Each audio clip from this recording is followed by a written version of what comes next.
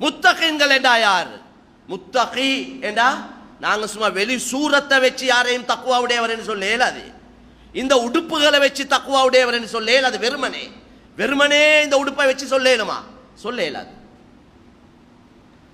கண்ணியமான சகோதரர், ஒரு தடவை ரசூலுல்லாஹ் சொன்னாங்க, அத்தக்வா ஹாஹுனா, உள்ளத்தை காட்டி சொன்னாங்க, இருதயத்தை காட்டி ரசூலுல்லாஹ் சொன்னாங்க, நெஞ்ச காட்டி தக்வா என்பது இங்கே தான் என்றாங்க.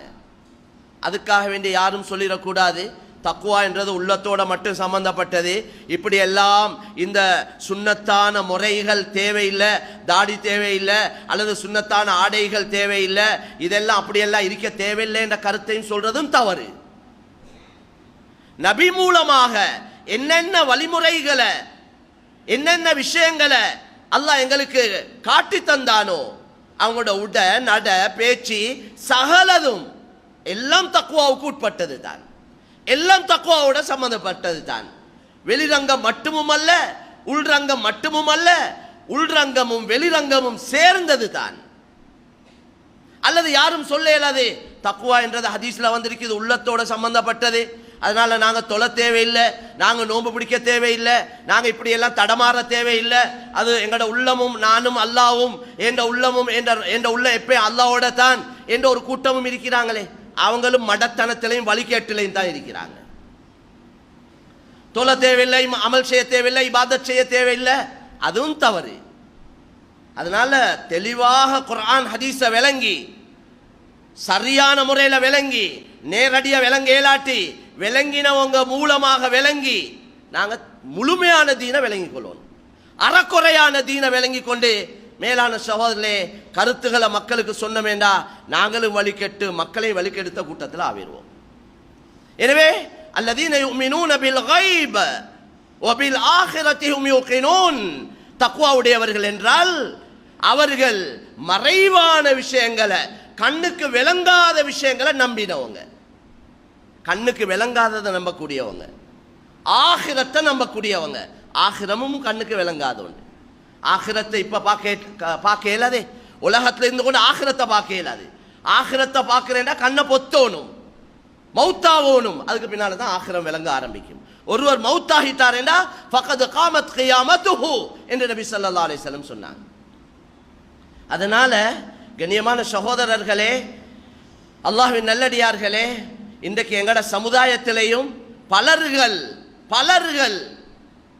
அவங்களோட உம்மா முஸ்லீம் வாப்பா முஸ்லீம், அதனால பிள்ளைக்கு இஸ்லாமிய பேர் வச்சிருக்கிறாங்க. அந்த பிள்ளையும் சேர்ந்து அந்த உம்மா வாப்பாவோட அவங்க போற மாதிரி போயிட்டு கொண்டிருக்கிறார். அந்த உம்மா வாப்பா ஈமான் இஸ்லாத்தை, நல்ல ஒழுக்கங்களை, இஸ்லாமிய பண்பாடுகளை சொல்லி கொடுத்திருந்தா அந்த புள்ள உண்மையான இஸ்லாமிய அமைப்புல வளரும். அந்த உம்மா வாப்பா கிட்ட ஈமான் இஸ்லாம் இல்லைண்டா, அவங்களும் பேர்ல முஸ்லீம்களா இருந்தா அந்த பிள்ளைகளும் அதே அமைப்புல தான் வளரும். பேர்ல முஸ்லீம் எண்ணிக்கையில எங்களுக்கு சொல்லேலும், எங்களோட நாட்டில் 25 லட்சம் முஸ்லீம்கள் இருக்கிறாங்க, எண்ணிக்கையில கவுண்டிங்ல சொல்லேலும். ஆனா இஸ்லாம் எத்தனை பேர்த வாழ்க்கையில் இருக்கேண்டா அது ஒரு கேள்விக்குறியா தான் இருக்கும். அதனால மேலான சகோதரர்களே, அல்லாஹ்வின் நல்லடியார்களே, வெறும் பெருநாள் கொண்டாட்டத்தை வச்சு வெறும் சில சடங்கு சொல்றதுக்கு இல்ல, இஸ்லாத்துடைய சில காரியங்களை சில விஷயங்களை மாத்திரம் செஞ்சு நாங்க முஸ்லிம் என்று சொல்லிக் கொண்டிருக்கிறோம். ஆனால் மேலான சகோதரர்களே, எவ்வளவோ மாற்றமான வேலைகள், எவ்வளவோ தவறான செயல்கள், அல்லாஹ்வுக்கு வெறுப்பான செயல்களை செய்து கொண்டே நாங்க பேர்ல முஸ்லிம்களா இருந்தோமேண்டா எங்களுக்கு அல்லாஹ்வோட உதவி வராது. இவர் கலிமா சொன்னதுனால இவர் சொர்க்கம் போவாரு, அதே நிலைமையில மௌத்தானா. எப்படி வாழ்றீங்கன்றதல்ல, எப்படி மௌத்தாவுறீங்கன்றது தான் கேள்வி. முஸ்லிமா வாழ்ந்து முஸ்லிம் அல்லாத நிலைமையில மரணிக்கலும், சில நேரம் முஸ்லிம் அல்லாதவனாக வாழ்ந்து கடைசி கட்டத்தில் இஸ்லாத்தை ஏற்று முஸ்லிமா மௌத்தாவும் மேலும். அதனால அல்லாஹ் எனக்கிட்ட உங்கள்கிட்ட கேட்டுக்கொள்றது, நீங்க மௌத்தாவ கொள்ள முஸ்லிமா மௌத்தாவுங்க. வலா தமூதுன்ன இல்லா வ அன்தும் முஸ்லிமூன், நீங்க மௌத்தாவ கொல முஸ்லிமாகவே ஒளிய மௌத்தாவாதீங்க. முடிவு நல்லதா அமையணும். மேலான சகோதரர்களே, நல்ல முடிவு கிடைக்கிறதுக்கு முயற்சி செய்யணும். போடுற கூத்தெல்லாம் போட்டுக்கொண்டே செய்கிற எல்லா பாவத்தையும் ஹராத்தையும் செஞ்சு கொண்டே அல்லாஹ் மன்னிப்பான், அல்லாஹ் கிருபை செய்வான், அல்லாஹ் உதவி செய்வான் என்று போறது இஸ்லாமிய போக்கு இல்ல. அதல்ல குர்ஆன் ஹதீஸ் சொல்லக்கூடிய முறை. நல்ல முயற்சி செய்யணும், நல்ல அமல் செய்யணும், அல்லாஹ்வை பயந்து நடக்கணும், ஆகிரத்துக்கு நல்ல தயாரிக்கணும். இந்த தயாரிப்புகளோட பயமும் வந்துடணும். என்ற முடிவு என்னவாக போகுதோ, எனக்கு நல்ல மௌத்து கிடைக்கணுமே.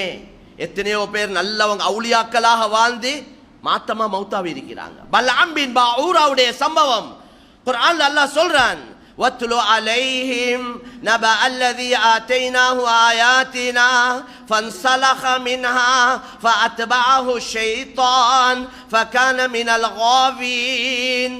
அல்லாஹ் நபி கிட்ட சொல்றான், ஒருத்தர் சம்பவத்தை சொல்லி காட்டுங்க, மக்களுக்கு ஓதி காட்டுங்க. அவர் ஒரு பெரிய மனிதர், பெரிய ஒரு நல்லடியார். முஸ்தஜாபு துஆ, கையேந்தினா உடனே துஆ கபூல். கையேந்தி அல்லாஹ் கிட்ட கேட்டா உடனே கிடைக்கும். அப்படியால் மூசா அலைஹிஸ்ஸலாத்துல காலத்துல வாழ்ந்தவர். ஆனால் மூசா அலைஹிஸ்ஸலாத்துக்கு எதிராக முயற்சி செஞ்சார். அதனால அல்லாஹ் சொல்றான், அவருக்கு உதாரணம் மஸலுஹு கமஸலில் கல்ப். அவருடைய முடிவு அல்லாஹ் சொல்றான், அவருக்கு உதாரணம் ஒரு நாயை போல என்றான். நாயை போல முடிவு பயங்கரமாக அமைந்தது.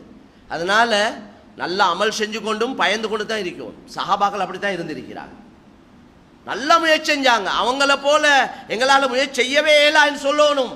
அந்த அளவு முயற்சி செஞ்சவங்க, அந்த அளவு பெரிய தக்குவாதாரிகள், அவ்வளவு சஹாபாக்களும் அவுலியாக்கள். ஆனா முடிவை பயப்படக்கூடியவங்களா இருந்தாங்க.